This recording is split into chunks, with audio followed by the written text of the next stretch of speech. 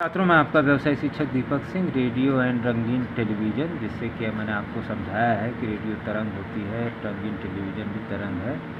और अब तो कक्षा 12 पास करके आप कहीं भी इससे आप कोई भी जॉब में अप्लाई कर सकते हैं। एसएससी हो, सिपाही हो या जो भी हो, और तैयारी करके आप अपना व्यवसाय, अगर कुछ नहीं होता है तो अपना व्यवसाय भी कर सकते हैं इलेक्ट्रॉनिक्स में। इस बार हम लोग 2-4 चीज़ें अच्छी बनाएंगे, जिसमें LED bulb, mobile charger, data cable और गारंटी के साथ बनाया जाएगा अपने लैब में। और रॉ मटेरियल भी मंगा लिया जाएगा और उसको हाथ से बनाया जाएगा, तो हम लोग को अंदर अपना आत्मविश्वास भी आएगा और रेट भी आपको सही पता चलेगा, जो कि आप लोग आजकल 300-400 में ख़रीदते हैं। डाटा केबल 100 रुपये में ख़रीद लेते हैं, बल्ब 100 रुपये में 4 ठो ख़रीद लेते हैं। तो ये सब सारी चीज़ें आपको पता चल जाएंगी। इस साल के प्रैक्टिकल में मैं लगभग यही दूँगा। और आइए दूसरा चैप्टर पढ़ते हैं। कल हमने पढ़ा कक्षा 11 को ही हम पढ़ रहे हैं, क्योंकि 11-12 मिला के आएगा। अब तो 70% वाला कोर्स है नहीं ना, पिछले साल वाला पेपर, और दोनों पेपर मिला के आएंगे आपके। और व्यवसाय शिक्षा लगभग हर कॉलेजों में धीरे धीरे अनिवार्य की जा रही है, ताकि हर लड़के के पास एक स्किल रहे, ताकि बाज़ार में कहीं जाके वो एक लेबर का काम ना करे। किसी भी इलेक्ट्रॉनिक्स की दुकान में भी जाएगा तो उसको एक इज्जत वाली नौकरी मिलेगी। और फिर अगर और इसमें कुछ अपनी दक्षता बढ़ाना चाहता है तो आईटीआई वगैरह करके और अपनी दक्षता बढ़ा के आदमी जा सकता है। तो मेरी तरफ से तो राय यही है आपकी, बाकी आप जैसा सोचें। और कक्षा 12 के लिए भी 11 इम्पॉर्टेंट है, और 11 के छात्र भी, उनके लिए भी है। तो तरंग गति जो दूसरा चैप्टर है आपका, इसमें अगर आप देखें यहाँ पे जो मैंने आपको कल पढ़ाया, तो उसमें आपका पहला चैप्टर आपका था तरंग एवं ध्वनि का सिद्धांत, और यहाँ पर है यांत्रिक तरंगों की चाल। मैंने आपको मैकेनिकल वेव कल बताया था, आज प्रोग्रेसिव वेव बताएंगे, जिसे हम प्रोग्रामी तरंग कहते हैं। तरंग इसके अंदर है, तरंग गति क्या है, प्रोग्रामी तरंग क्या है, कलांतर क्या है, पथांतर क्या है, और तरंग तीव्रता क्या है, तरंगाग्र क्या है, वेव फ्रंट बोलते हैं तरंगाग्र को, और इनका विस्थापन दूरी ग्राफ बता दीजिए। तो 4 ही चैप्टर हैं कक्षा 11 में, 3 चैप्टर। एक तो व्यवसायिक परिचय, हाथ के औजार है, वो आप किसी दुकान पे भी देख सकते हैं, मैं बता भी दूंगा आपको। और जो पूछा जाता है पेपर में वो लगभग इन्हीं तीनों चीज़ों से। 3 चैप्टर इधर हैं, 3 चैप्टर 12 में हैं, तो 11-12 का क्लास एक साथ लेते चलेंगे। और आपको फ़ोटो भी दे देंगे, ताकि ये 11 का है, ये 12 का है। तो आइए हम देखते हैं चैप्टर में। तो प्रोग्रामी तरंग हमारा दूसरा, प्रोग्रेसिव वेव, तरंग गति क्या है।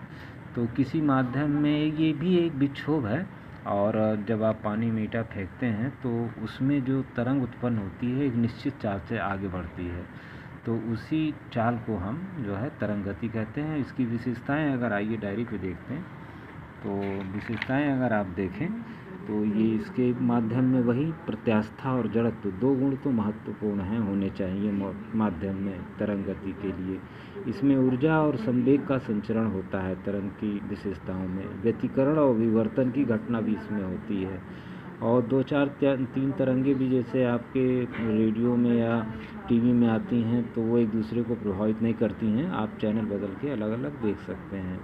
प्रोग्रामी तरंग वही कि जब सभी कण एक ही तरह से कंपन करते रहें, लेकिन उनकी कला अलग अलग हो।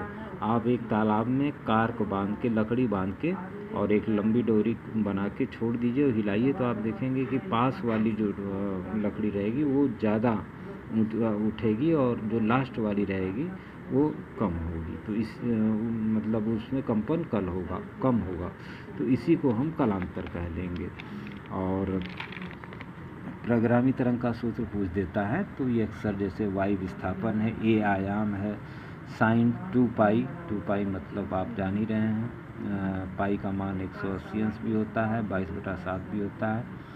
और टी जो है आपका यक्स दूरी चलने में कण को लिया गया समय है, और टी एक साइकिल मतलब कण का एक साइकिल पूरा करने में जो तरंग की उसको हमने आवर्तकाल आपको बताया था, आवर्तकाल कहते हैं एक साइकिल में। और वही एक साइकिल पूरा करने में जितना समय लगता है उसे तरंग दैर्घ्य कहते हैं, जिसे लैम्डा, इसको मीटर में ही आता है, कभी सेंटीमीटर में है तो इसको मीटर बना के तब सवाल हल करिएगा कोई भी, चाहे अभी एक सवाल मैं आपको बताऊंगा। कालांतर में इसको हम फाई से दिखाते हैं। देखिए इस तरह से फाई है, इसका मात्रक रेडियन होता है। और ये भी कंपित कण जो है इनके विस्थापन गति से उत्पन्न होता है। पथांतर मीटर में होता है क्योंकि दो कणों के बीच की दूरी होती है। और अगर इसमें संबंध पूछ दे एक लाइन में तो कालांतर बराबर 2 पाई बटा लैम्डा गुणे पथांतर, मतलब कि दो कणों के बीच की दूरी और दो कणों में कलाओं के बीच की दूरी, ये सूत्र है आपका। प्रगामी तरंग में कण का समय विस्थापन ग्राफ, तो समय और विस्थापन मतलब दो कैसे हो रहा है। एक साइकिल में आप देखिए, यहाँ से ये एक साइकिल बनी आपकी और इसमें हमको सिर्फ टाइम दिखाना है, तो यहाँ 0 टाइम है, यहाँ t/2 टाइम, t/1/4 हो जाएगा, क्योंकि एक कण में आपको देखिए 1/4 ये आधा कण हुआ तो t/2, और यहाँ पर बीच में फिर 3/4t, और यहाँ आके पूरा t, मतलब एक साइकिल में t टाइम। अब यही चीज़ आगे चलती रहती है। तो ये अक्सर पूछ देता है ग्राफ बनाइए, तो आप ग्राफ बना सकते हैं। इसी तरह से दूरी का भी आप बना सकते हैं लैम्डा में, तो λ/4, λ/2 और 3/4 लैम्डा यहाँ और 1 लैम्डा यहाँ। तो यहाँ तक की जो मतलब दो तरंगों के बीच की हाईएस्ट दूरी को हम वही लैम्डा आपका माना जाता है।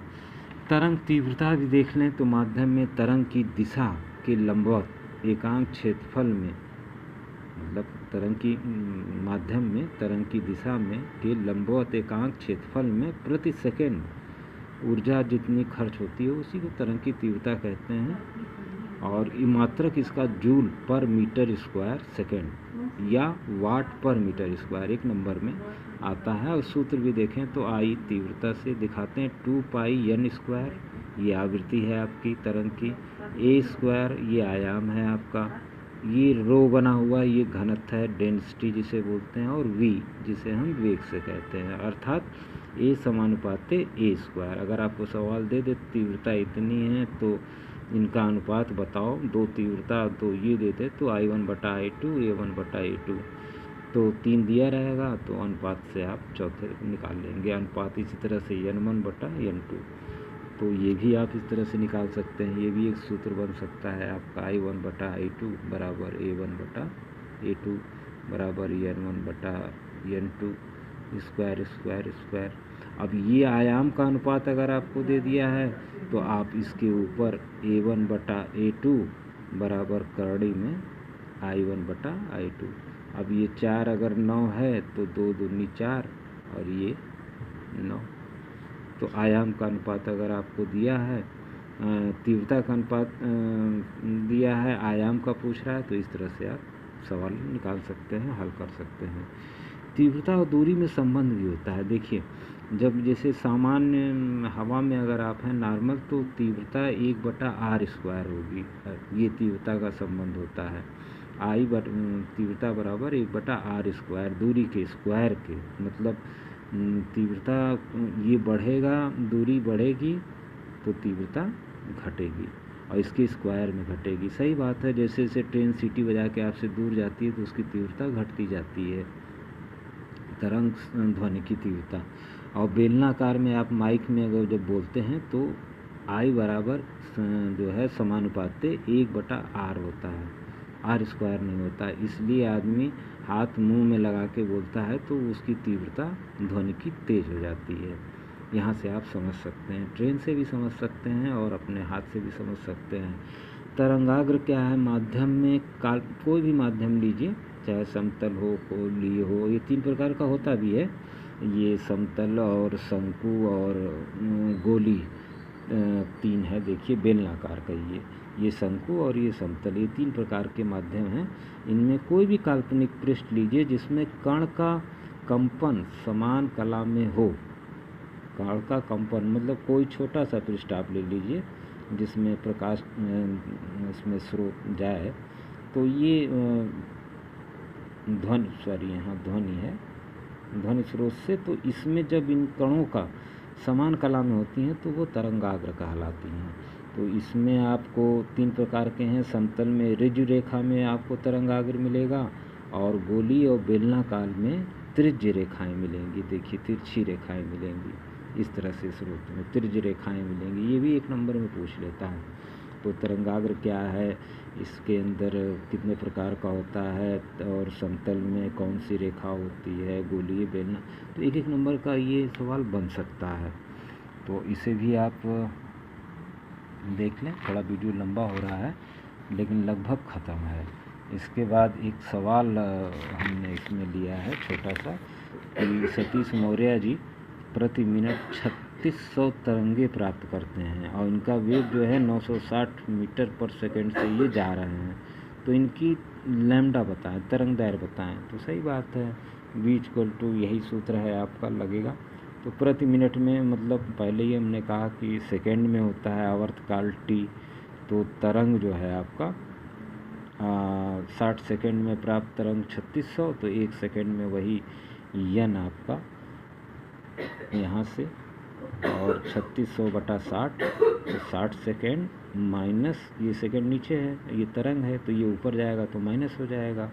तो ये आपका आवृत्ति n मिल जाएगा आपको 360 पर सेकेंड, या हर्ट्ज जिसको कहते हैं Hz।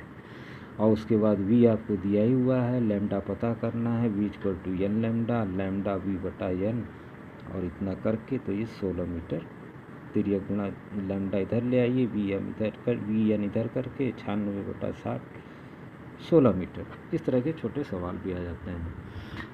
तो ये भी आप देख सकते हैं। और इस विषय में आपको इस साल भी लगभग सभी लड़के पास हुए हैं। एक बच्चे का नंबर सही नहीं चढ़ा है, क्योंकि 2 विषय में उसको इतिहास में और एक सामान्य आधारित विषय में 0-0 नंबर दे दिया गया है। तो लगता है नंबर ना चढ़ाने की वजह से कुछ तो उसने अपना भरा है तो स्क्रूटनिंग में, लेकिन मेरे विषय में वो डिक्टेंशन है, तो मेरे विषय में फेल नहीं है। तो इसका मतलब कि वो दोनों विषय में भी वो पास होगा, क्योंकि 0-0 नंबर का मतलब हो सकता है कि कोई त्रुटिवश ना चढ़ पाया हो, इसीलिए सरकार ने आपको सुविधा भी दी है। तो वो एक पहली बार ऐसा हुआ, लेकिन मेरे विषय में नहीं फेल है। हाँ, इतिहास में और थोड़ा सा सामान्य आधारित विषय में तो 0-0 है, वो बढ़ जाएगा। और इतिहास वगैरह जो आप विषय लेते हैं सोच समझ के लें। और 4 ही विषय होते हैं, मैंने आपको बताया है वीडियो में। और इसके बाद अब तीसरा इसका जो लास्ट चैप्टर होगा, ये आपका तरंगों का परावर्तन और अपवर्तन, इसको हम लोग तरंगों का परावर्तन अपवर्तन कल पढ़ लेंगे। इस तरह से आपका पहला चैप्टर ख़त्म हो जाएगा। और फिर कक्षा 12 में का हम प्रथम प्रश्न पत्र, वही तरंग और ध्वनि का सिद्धांत 12 में भी है, उसको उठा के 12 वाले को पढ़ा देंगे। तो इस तरह से हम लोग धीरे धीरे अपना वीडियो और पीडीएफ कंप्लीट कर लेंगे। और आप लोग पीडीएफ डाउनलोड भी कर लीजिए, और बाकी यूट्यूब में तो आपका रहेगा ही रहेगा। तो ये सब चीज़ें हैं। और कोई भी सवाल क्वेश्चन हो तो तुरंत फ़ोन करिए, बताइए। और टाइमली करीब हमको लग रहा है कि 15-20 जुलाई तक पंजीयन सबका 12 वालों का होगा, इसलिए सबका अपनी फ़ीस वगैरह भी जमा अपडेट होनी चाहिए। और 11 के छात्र भी लगभग इसी के समय के अंदर अपना एडमिशन भी ले लें जुलाई में। और अगस्त वगैरह में एनसीसी वगैरह आती ही है, आप लोग सब जानते ही हैं। वीडियो में आप देख भी सकते हैं कब आई है, कैसे आई है और किस डेट में आई है। पूछने के लिए कोई ज़रूरत भी नहीं है आपको। तो और पर्सनल कोई क्वेश्चन हो, बेरोजगारी नहीं है। और अगर आप इस चीज़ को पढ़ के थोड़ा ध्यान से पढ़ लीजिए और समझ भी लीजिए, तब तो और बढ़िया है, आपको अच्छा जॉब मिलेगा। प्राइवेट सेक्शन में भी आप अच्छा काम करेंगे। और 12 आराम से 12 पास के बाद ही सारे एग्ज़ाम हैं, तैयारी भी कर सकते हैं और पढ़ भी दोहरा भी सकते हैं, इससे भी आपको जॉब मिलेगा। तो व्यावसायिक शिक्षा लगभग हर कॉलेज में धीरे धीरे आ जाएगी, और आप लोगों का इसमें ही कल्याण है। और इसको आगे अच्छा अपना पढ़ना है, इंजीनियरिंग मेडिकल वगैरह, वो मैथ बायोलॉजी वगैरह में जाएं। लेकिन जिनको अपना कैरियर बिजनेस में ले आना है या इस नौकरी में प्राइवेट 12 पास, तो वो आप व्यवसायिक शिक्षा को भी चुनें तो ज़्यादा अच्छा रहेगा। मेरी राय यही है व्यक्तिगत, और बाकी आपकी जैसी इच्छा। और इस साल भी सारे लड़के पास हुए, उनको मैं खुद बधाई देता हूँ। Many many thanks again.